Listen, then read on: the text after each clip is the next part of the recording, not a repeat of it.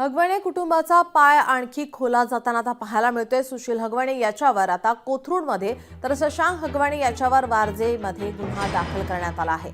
शस्त्र परवाना मिळवण्यासाठी चुकीचा पत्ता दिल्याप्रकरणी आता ही कारवाई करण्यात येते। आपले प्रतिनिधी अमोल धर्माधिकारी आपल्यासोबत फोनलाईनवरून जोडलेत। अमोल, काय अधिकची माहिती? आता हगवणे कुटुंबाचा पाय आणखीन खोलात गेलेला आहे।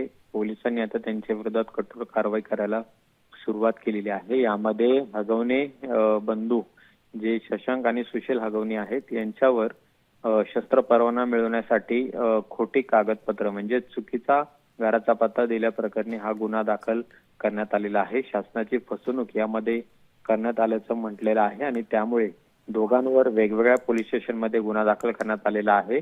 सुशील याच्यावर कोथरूड पोलीस ठाणे तर शशांक याच्यावर वारजे पोलीस ठाण्यामध्ये हा गुन्हा नोंद करण्यात आलेला आहे आणि त्यामुळे कुठेतरी आता हगवणे बंधूंच्या अडचणींमध्ये आणखीन वाढ होण्याची शक्यता आहे। बनावट कागदपत्र त्यांनी दिलेली होती। भाड्याने राहत असल्याचा दाखला आहे तो त्यांनी पुणे पोलिसांना शस्त्र परवान्यासाठी दिलेला होता। मात्र पोलिसांनी याची चौकशी केल्यानंतर हा सगळा प्रकार उघड आल्यानंतर काल दुपारी या संदर्भातला गुन्हा आहे तो दाखल करण्यात आलेला आहे।